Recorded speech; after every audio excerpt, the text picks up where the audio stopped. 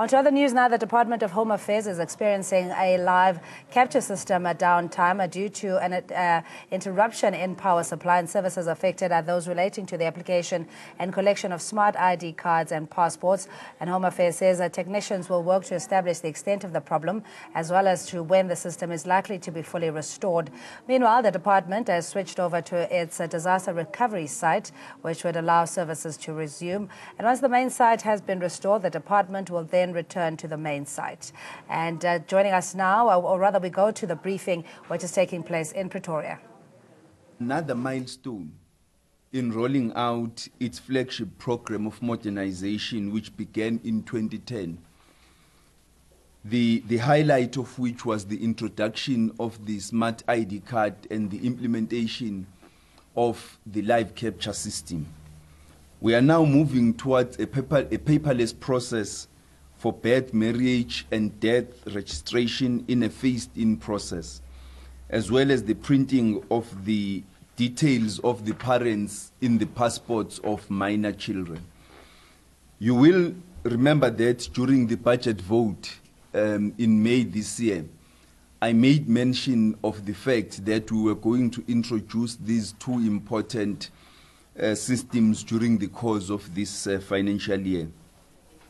This is another way of meeting the future by rising to opportunities created by technological advancements for maximizing client satisfaction. I want to take the opportunity to explain to you in brief detail what this means. In actual fact, the automation of the registration of birth, marriages, and death will ensure that we now move towards a completely paperless process in regard to this system, and that we eliminate a lot of corruption which was being experienced in this regard. We also would ensure that with regard to the insertion of the details of the parents in the passports of the children, we do away with the requirement for South African parents to carry unabridged birth certificates when they travel abroad, except if they are traveling to countries which require such documents. But insofar as our own arrangements and requirements in terms of South Africa's immigration or travel regulations, once your child's passport now contains the details of the parents, you will no longer be required to carry or be in possession of an unabridged birth certificate. And let me simplify this further.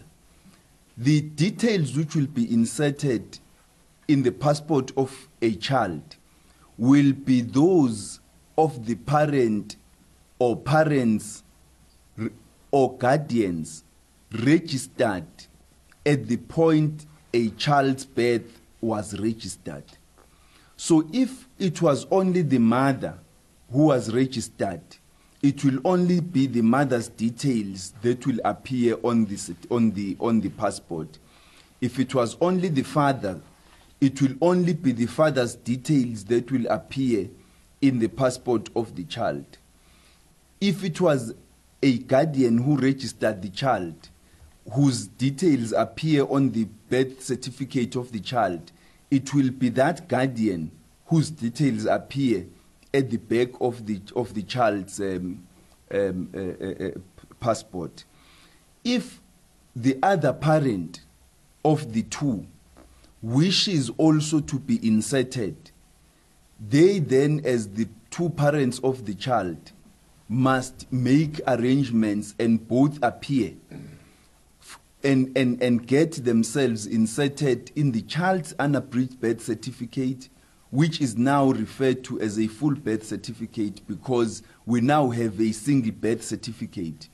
And thereafter, the child's passport will be amended to also include the details of both parents.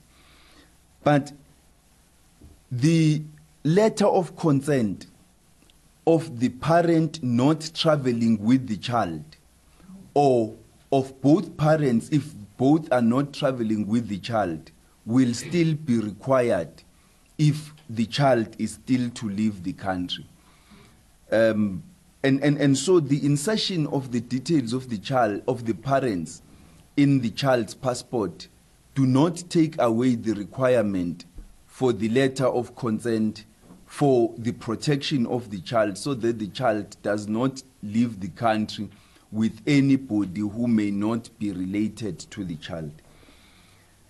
I know you may want to ask questions about unabridged birth certificates relating to visitors to the country. Those are issues we are in discussions with the Department of Tourism about for consideration and amendments to accommodate the issues of tourism, so that we may bring ourselves in compliance with the regulations and requirements as they pertain in other countries. A number of views have been brought to us. We are considering those views and are discussing them in regard to what happens in other countries. If any further details are required in that regard, we can provide them, but bearing in mind that at the present moment there has been no change in terms of the regulations announced in 2014 until such a time as there has been a finalization of the discussions with the Department of Tourism, which would then have to be approved by Cabinet and then would be implemented thereafter. So today's media briefing was convened to announce this latest development, which related to the automation of the birth, marriages and deaths system, which to do it, it would require a major systems upgrade commencing on Friday afternoon, the 13th of July, 2018. Now, the first phase of the systems upgrade will relate to the birth registration for children from 0 to 1 year.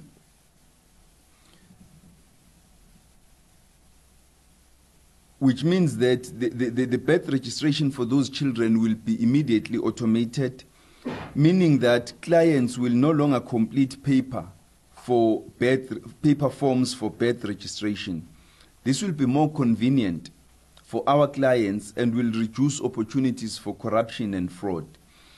We believe that this process of automation will be very beneficial for also other sectors of the economy, particularly the banking, the financial and insurance industries, which rely on the information in our possession for the verification of the identities, particularly of those who are claiming insurance and other benefits for their clients.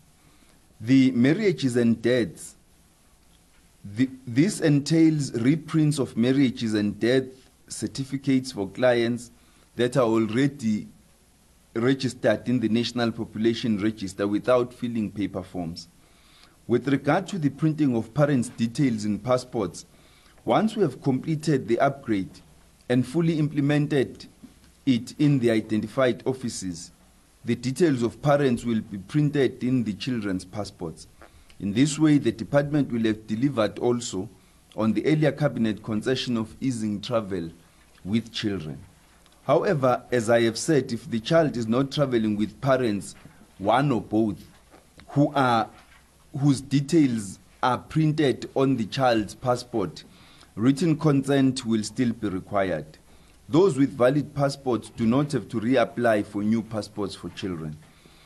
Phase 2 will now apply to children 1 year and above with regard to birth registration, which will be automated in the new financial year. With regards to marriages and deaths, this will entail new registration of marriages and deaths without filling paper forms. The systems upgrade is a part of ongoing enhancements of the live capture system to improve service quality by modernizing processes. It entails minimum interruptions in the provision of ID and passport services between the 13th of July from 1400 hours and the 20th of July, which is until 1600 hours, with provinces affected at different times and degrees. The end product will be the automation of the way Home Affairs offices capture birth registration and issue certificates for births, marriages, and deaths. Documents will now be saved electronically and be easily retrieved upon request, as opposed to the old paper-based legacy system. The old paper-based legacy system required us, when somebody applied for some of these documents, first to go to the back records to retrieve them manually, which meant that we would take a long time as we went for the manual retrieval of the back records in order to complete the application process of the client. Once these systems are now automated and all the information is available electronically, it would mean that the system is able to fill up all the gaps, to upload all the information immediately, and therefore the documents being applied for will be available immediately, and that would ease the application process for our clients. We announce herein the schedule of implementation with Western Cape, KwaZulu-Natal, and the participating banks, the 14 participating banks, scheduled for Monday to Tuesday, 16th and 17th of July. Limpopo, Northwest, and the Eastern Cape scheduled for Wednesday and Thursday, the 18th and 19th, and Mpumalanga, Free State, and Northern Cape scheduled for Friday, the 20th of July. During the implementation of these upgrade services for smart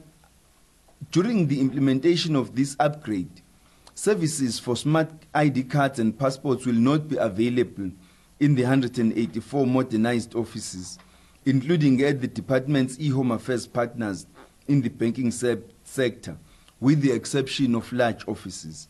All other services will be available except for smart ID cards and passports. Importantly, as indicated, only 184 modernized offices will be affected, again with the exception of large offices. Clients needing ID and passport-related services may visit large offices in their provinces, as these will be fully operational. Large offices would have been attended to on Sunday, 15th July 2018, with no impact on services. Work in the Gauteng province will also be carried out over the weekend of 14th and 15th July 2018, which means no office in Gauteng will experience interruption. This arrangement is meant to minimize service delivery disruptions as we upgrade systems. Public notices will be dispatched to all DHA offices to prepare our clients for the upgrade. We wish, in conclusion, to apologize for service interruptions during the upcoming upgrade. All this is intended to improve service delivery as part of our quest to build a capable state. Thank you very much. Thank you, Honorable Minister. We will now take questions. Please identify yourself and the media house from which you come, and then you can call your question.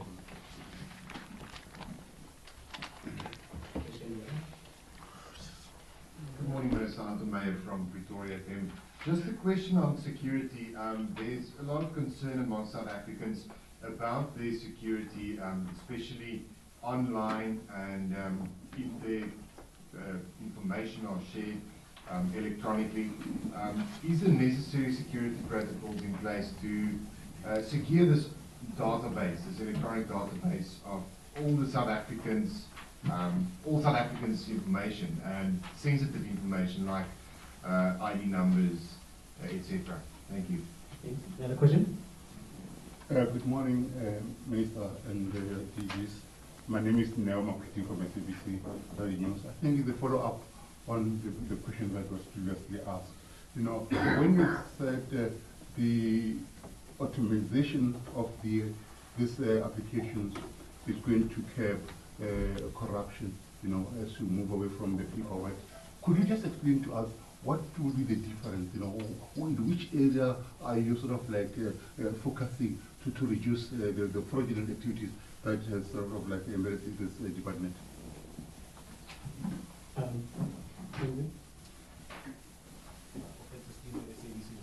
I'd just like to find out on the time frames as to when the live capture system is actually going to be active, when people can now use the automated system to apply. Okay. I think the panel can respond, and then we'll take another round of questions. Thank you very much. The department has security experts in its IS department. We pay very close attention to the security of the information at our disposal, and we apply measures to ensure that we can protect that information. But that is also why we are continuously upgrading our systems. The introduction of the automated biometric identification system earlier this year in May, as well as the introduction later in the course of the year of the national identity system, are all going to ensure, which will integrate the 4 identification systems we are concurrently running, will all ensure that we can protect the identities of South Africans and integrate them so that we protect them. So yes, indeed, there are protocols. Even when we partner with the banks and insurance industries, it is not a full-scale access that we give to them. It is only that access required to verify online the identities of the individuals who are standing before them, to verify that the person standing before them is exactly who they claim to be. It doesn't give you much more information about this individual, because that would be a breach of contract and privacy for the individual. So we apply all the necessary security protocols with regard to the identities of the people.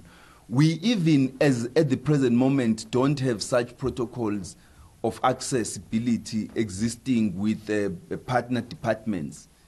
For example, your departments of transport and so on don't have access to the National Population Register. We only have such protocols with the police, but even in that regard, it's related and confined to the automated fingerprints identification system, because in the case that they are investigating crimes and they come upon fingerprints which are not available on their own AFIS, and they ask us to verify those fingerprints on our own systems, we should be able to assist them. But the APIS is going to be even more broader and will provide more mechanisms, more platforms of identifying people, and the police will benefit from such an access. And we have a much closer working relationship with the police, but they don't have a full-scale access to the National Population Register. To go further, I don't, for example, have any access to the NPR.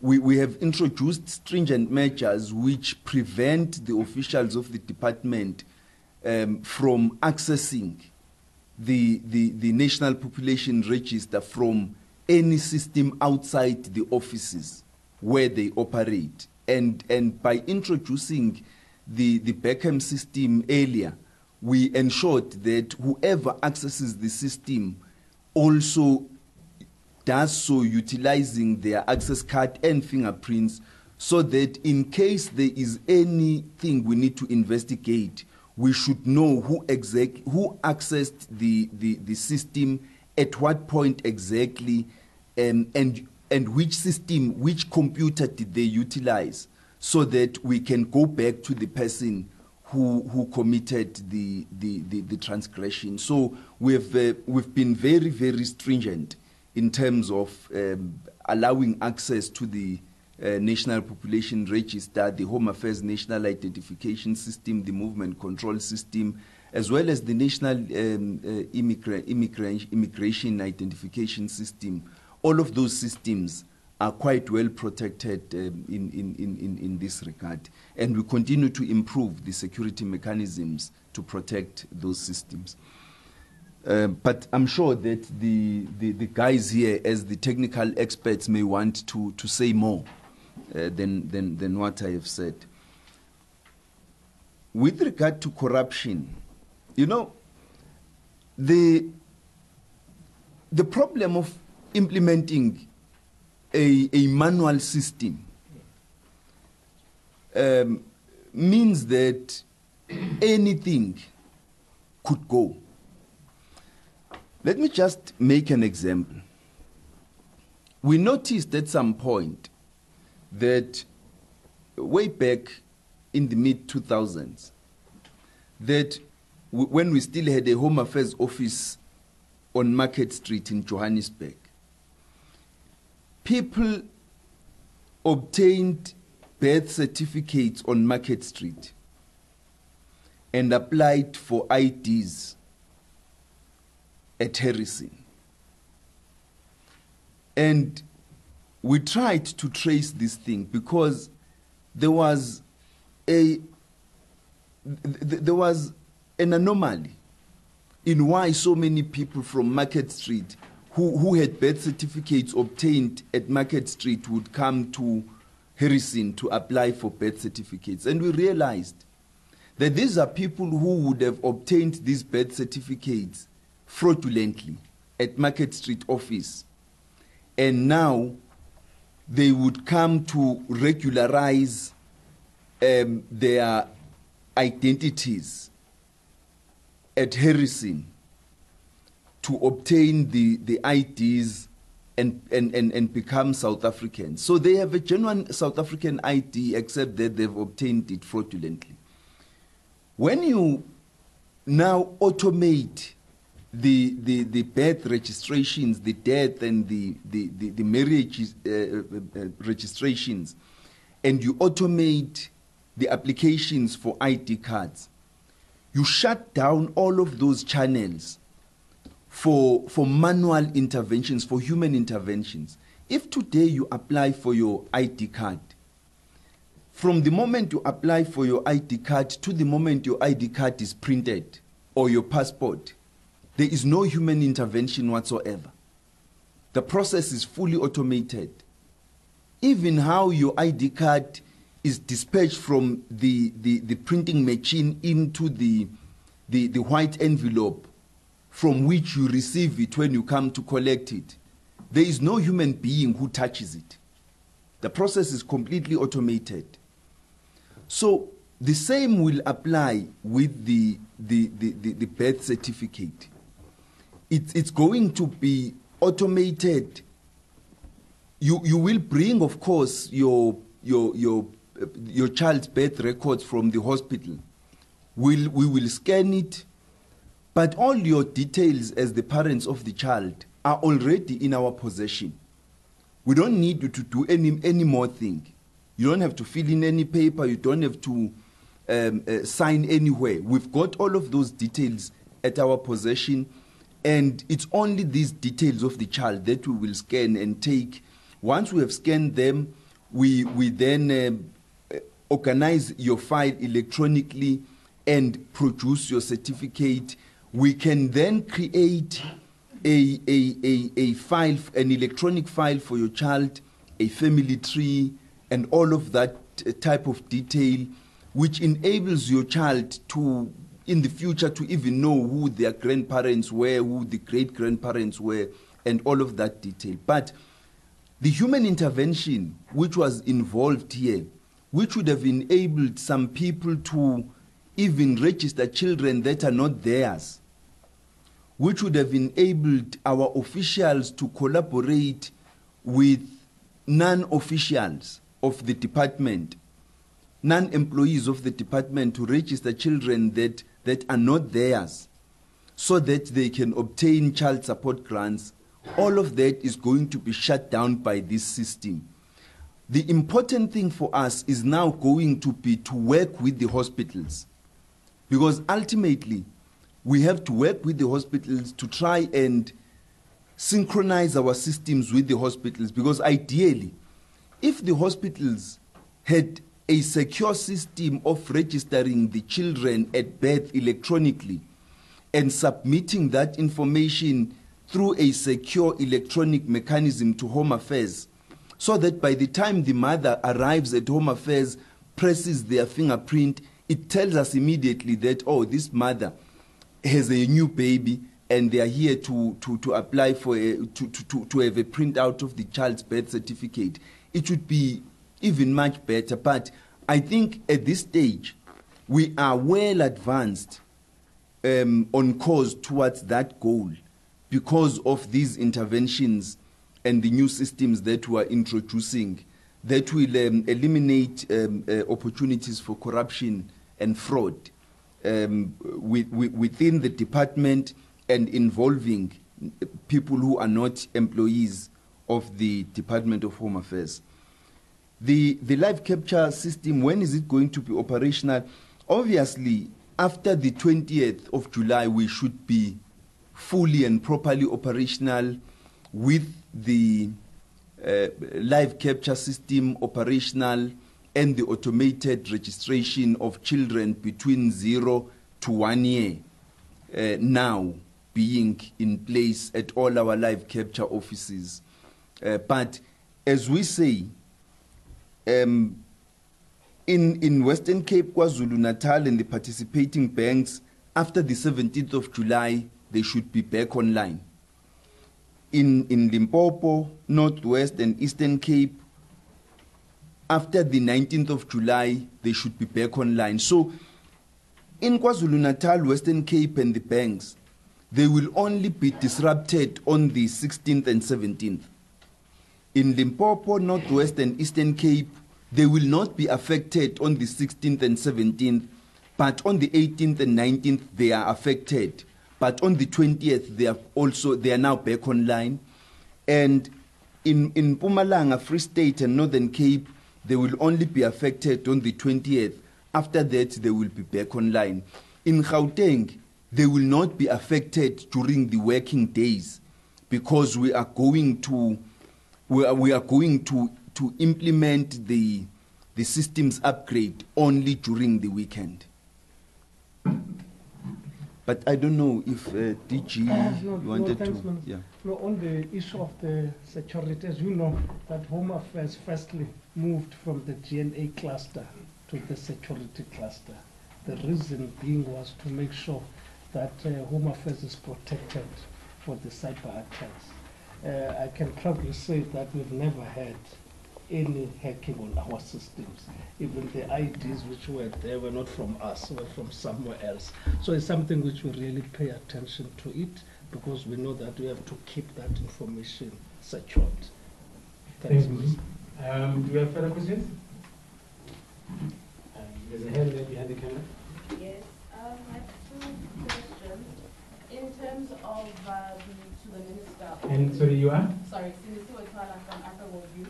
My question is basically in terms of moving completely to digital and all of that. In terms of people who are not able to do that, who are not able to, who are not electronically savvy, so to speak, is there going to be assistance at the Home Affairs Department in order for them to be able to access the system? And then secondly, in terms of moving completely to a digital framework, like we started in 2010 and moving there, won't this eventually result in job losses? Is there another question? And Governor?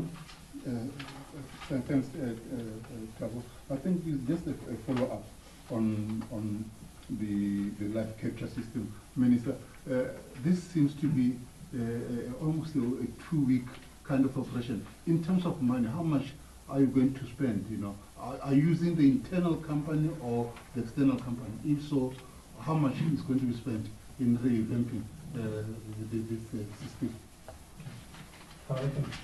Janka Thomas from Power FM. And just clarification, so from the 20th, this will be in the 184 modern offices, the system will be live. When do you see going completely live in all offices, even the big ones at the end of the day? Thank you. I think we can Oh, okay, thanks.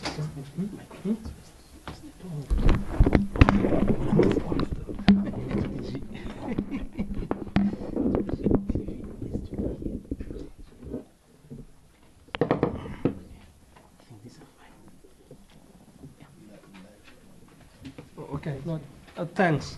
Yeah, well, let's start with the issue of how people get assisted. The system of Home Affairs, as we said, currently we've got 411 offices across the country. 184 automated, 227 not automated. But as we do that, the services are still equally received. People are still able to go and apply for that thing called the Green ID book. So they've got an identity. But those who are in the 184, they get a smart card. But that Green ID book is still a valid identity book in South Africa. People still go and apply for a birth certificate in our hospitals, but that one is in the manual process. They will get the ones which are automated. So everybody in the country is able to get the services. Then those who have got an ability now to go and apply through online, they're getting the same product, but it's that their channel is online, other channels are live capture, other channels are manual process. But we'll recall that during the budget vote, again, Minister talked about mobile offices. We demonstrated one in Parliament, where now people also has another channel that now the offices will be moved to the people, so that now they can be able to get the access. Now the question say, when will we move completely? The challenge which we have is really the question of infrastructure. That now they've 227 offices left. The infrastructure for those offices are not able to cater for what we want. That's why now the department is talking to the banks and any other who can be able now to assist. But at the same time, once that list comes to an end, we're able now to go and look for a property which can be able to capture our business. Then, with that, our time frame now is dependent on that. So we started 2013. What is left now in the total program is only two modules which we have not yet done. It's what we call the Trusted Traveler module, which now will assist people at the airport. And then the other one is the live capture in our refugee reception office. So this product with the last one, for example, in Home Affairs, you get your passport, you get your ID, you get your birth, you get your marriage, you get your death certificate, and then you are married. So this process now is, so Office of Home Affairs now by next year will be fully automated. Then again, now the question is the rollout. And then now you ask the issue of the staff, whether staff will be affected. No. Why? Is that Home Affairs, according to our staff complement, the structure is having about 17,000 posts. But what is filled is less than 10,000. So now the automation and the modernization which we are doing is filling the gap of the capacity which we do not have. So what is happening now to the present staff? They get reskilled and they do things better. So that's where we are. So more to us, it is closing the gap of the stuff which we do not have.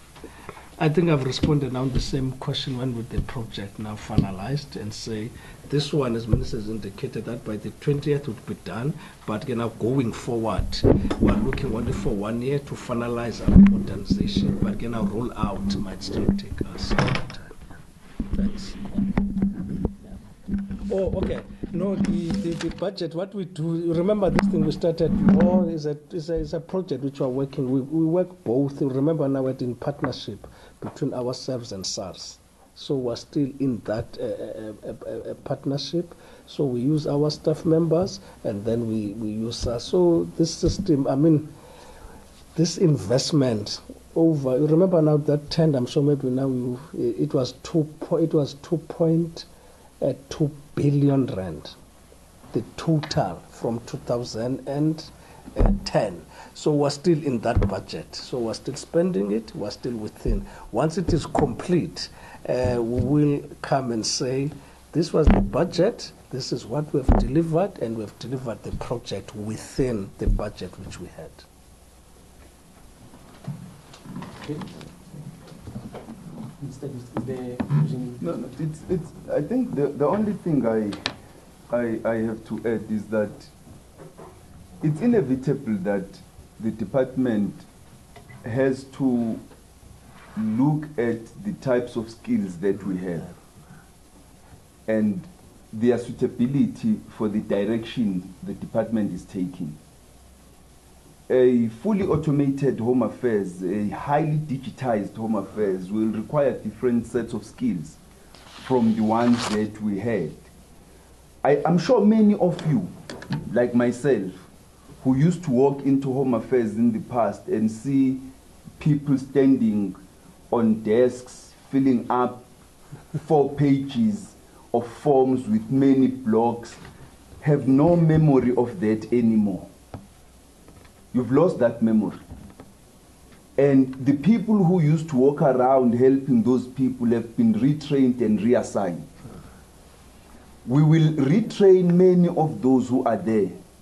And the new sets of people who are being recruited possess the new skills that we require for the type of workflows that we have. And that also goes for the managers that we are recruiting. We are retraining our managers. We are recruiting the types of managers who can understand the direction that the department is taking, the redirection that we are taking. And so the advantage we have is that we are already grossly understaffed by about 8,000 people. And so we don't have the luxury of disposing of the people we have, because if you look at Home Affairs, 184 smart ID card offices for 57 million South Africans. It means that in terms of physical infrastructure and physical personnel, we are grossly under-resourced.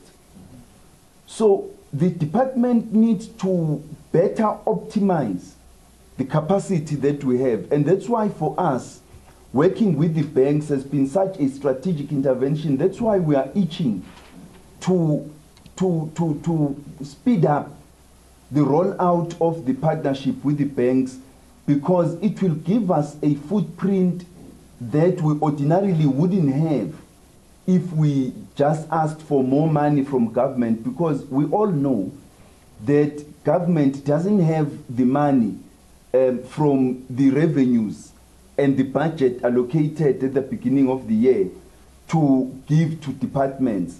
We all have to rationalize. We have found an innovative way of ensuring that we can expand our footprint working with the banks. The private sector is willing. We had a meeting just a few weeks ago with Business Leadership South Africa, where they committed to provide interns to the department that will assist us to fill up some of the skills gaps that we have. And we are quite eager to begin having those as part of the Youth Employment Initiative, the YES initiative, so that we can fill up our skills gap and begin to address the challenges that the DG spoke about, and be able to deliver qualitative services to our people. Thank you, Minister. If there are no further questions, I'd like to adjourn the media briefing. Yes, sir. Anything? It's okay.